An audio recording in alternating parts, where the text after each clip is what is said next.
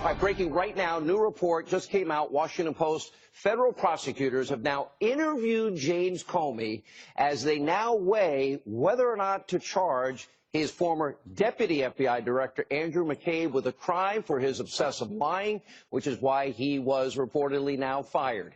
It looks like two key members of the deep state, yeah, they're now turning on each other, and this could be the signs of the wall collapsing. So is McCabe and others now finally going to be exposed about their constant extreme wrongdoing?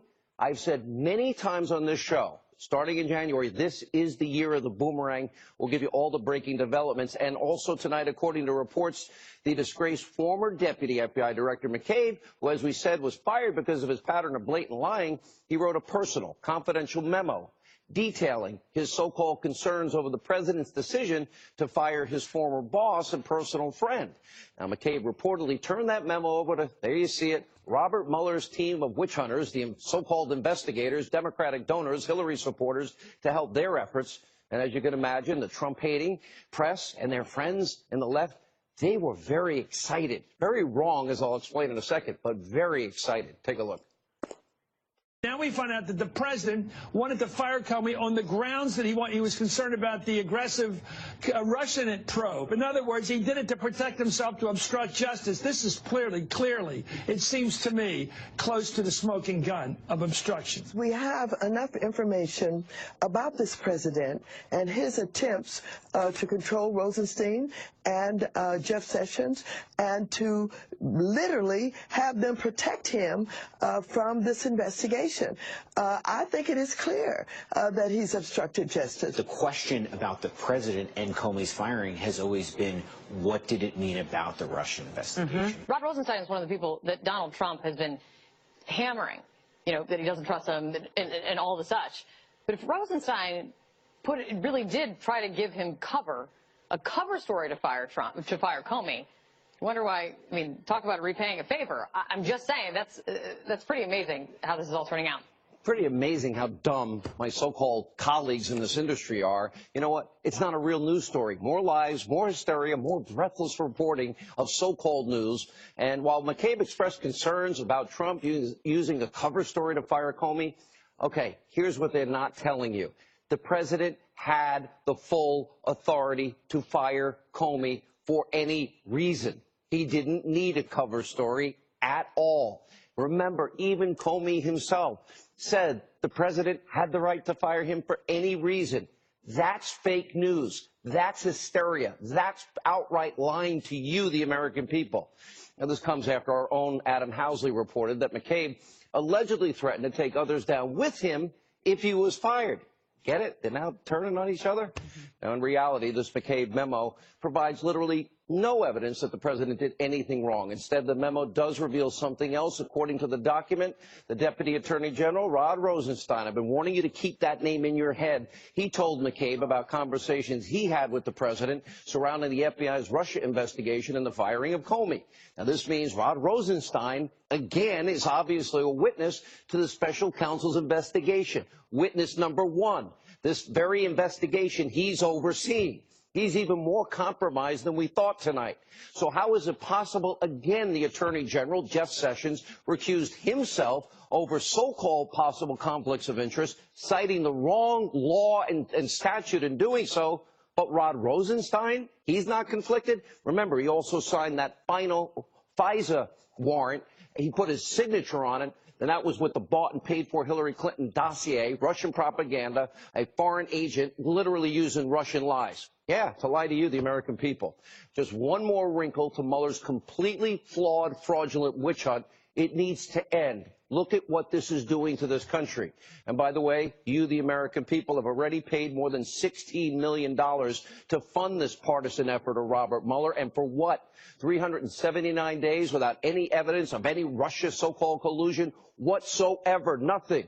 And also breaking tonight, we're peeling back even more layers of this deep state. John Solomon will join us tonight. Brand new information, details on serious and shocking abuse of power. You will be here in moments to preview this upcoming bombshell report, which reveals that in 2016, the Obama administration pressured the FBI to ramp up their spying operations against the Trump campaign and the Trump administration.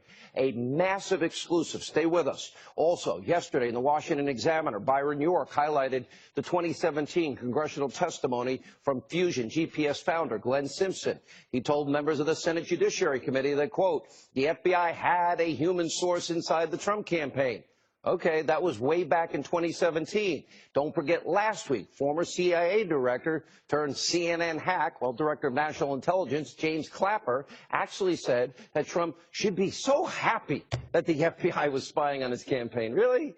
Oh, United States of America or Venezuela? Take a look.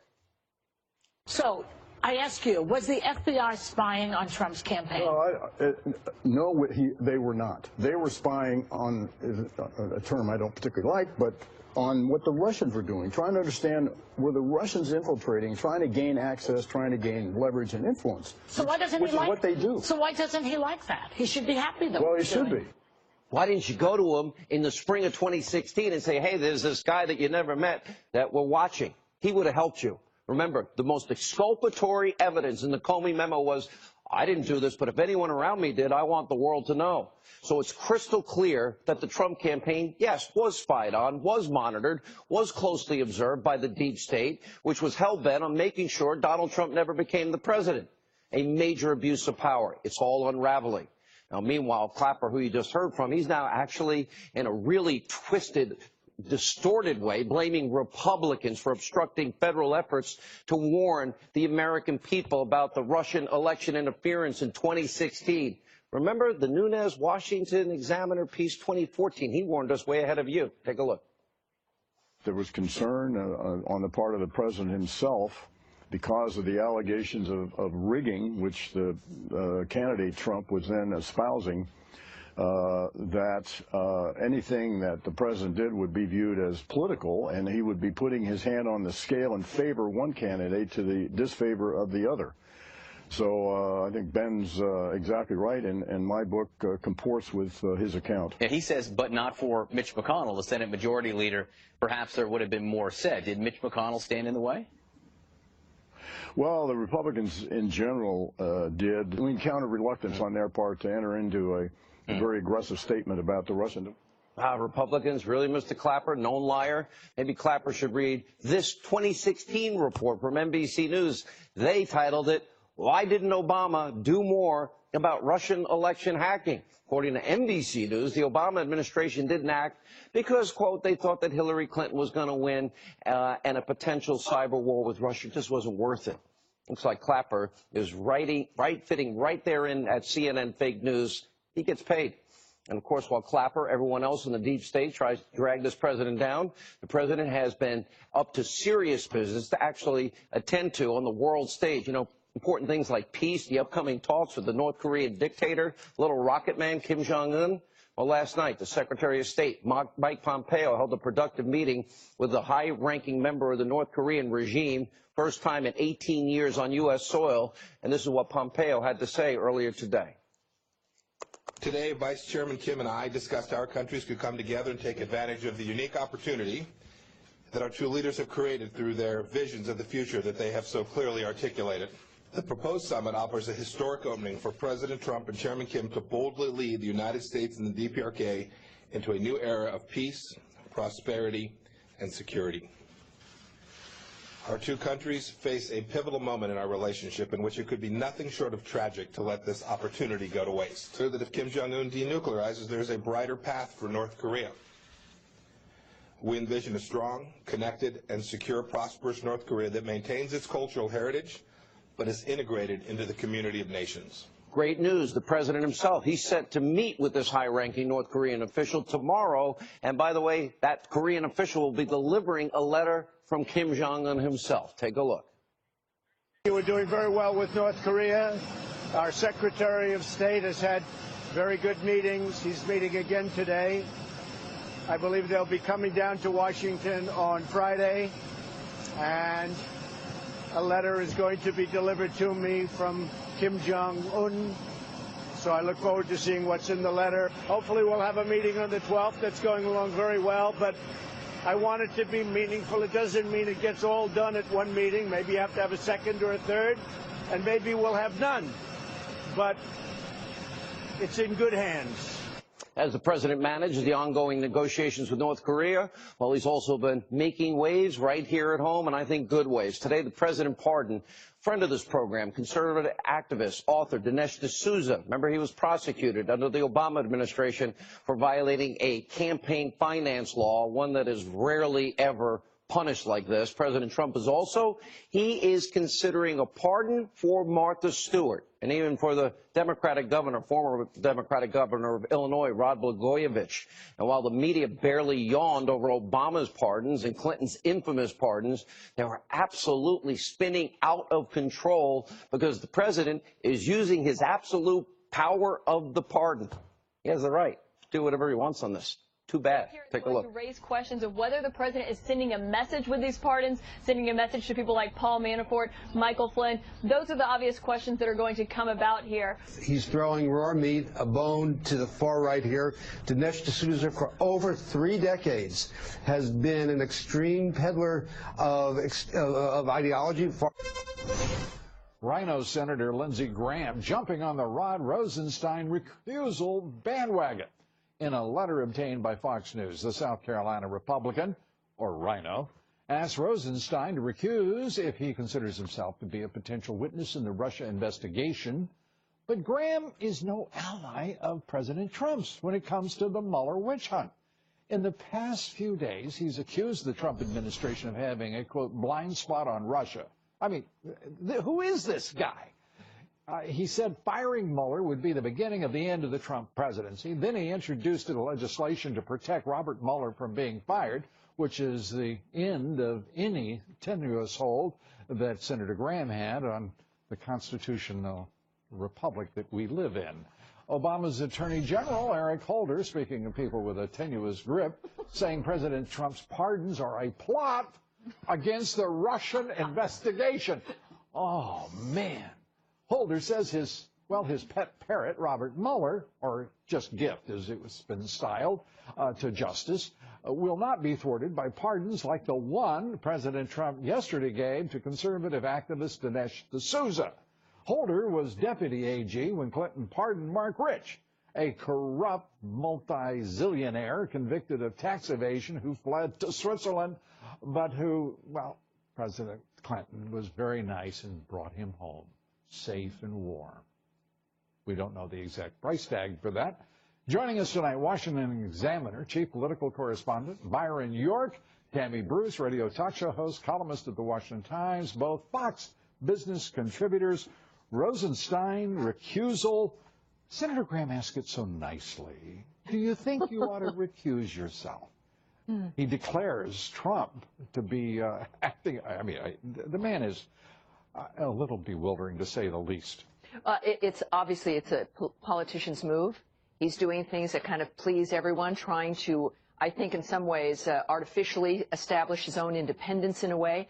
But as a result, I think it to some degree has more impact when you've got a guy who has the background he has, suggesting to Rosenstein that because of his role within this framework, that maybe he should step away. And so that's a very good question, especially.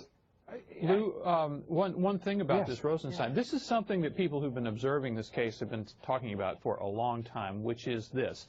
If the firing of James Comey is a big thing, if it's Exhibit A in a case of alleged obstruction of justice against the president, how can Rod Rosenstein supervise that investigation? He was up to his neck in the firing of James Comey. He was part of it, wrote a memo justifying it. So the question is, how could he stay in control of the Mueller investigation if that's a big thing? And how could he be the one to select Robert Mueller if they had a personal and professional relationship that went back 20 years? I mean, the man is conflicted on so many levels. Tammy, I mean, and everyone is walking around Washington, D.C. Only in Washington could this happen, pretending that they're unaware of all of these conflicts day by day that exist between Rosenstein, the special counsel, the president, and the attorney general, who, by the way, is, I mean, he is purer than Cassandra. and absolutely the driven snow, Jeff Sessions, because he has recused himself from life, it appears. Yeah, look, all of these people have been involved intimately in all the nature of what the swamp has been doing for the last couple of generations, if you will. And at this point, you've got a Department of Justice that is still trying to act as though everything is fine. And yet every day brings up the facts of the matter that people have been, I don't want to say colluding, but involved to some degree in the nature of what the president's been trying to fight, which is the corruption in this framework. They've been used to operating in a certain way. And Who's frankly, they? The senators, the DOJ bureaucracy, the corrupt hacks. Yeah. And if they're complaining about the pardons the president's giving, they may want him to be generous with those pardons, depending on what comes up in the next few years. With what we find, they would want that. But I think that I think a lot of people didn't know exactly how deep the stink went in the government, or that Trump would even be inclined and be willing to find it. And this is, I think, what the problem is for many of them.